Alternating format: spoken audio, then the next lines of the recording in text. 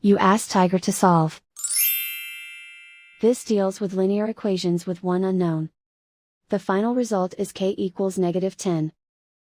Let's solve it step by step. Simplify the expression. Break up the fraction. Find the greatest common factor of the numerator and denominator. Factor out and cancel the greatest common factor. Group all constants on the right side of the equation.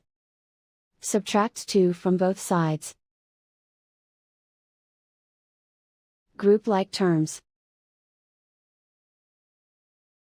Simplify the arithmetic.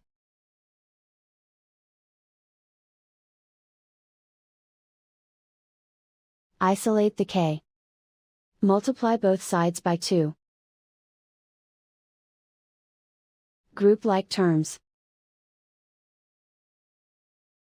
Multiply the coefficients. Simplify the fraction. Simplify the arithmetic.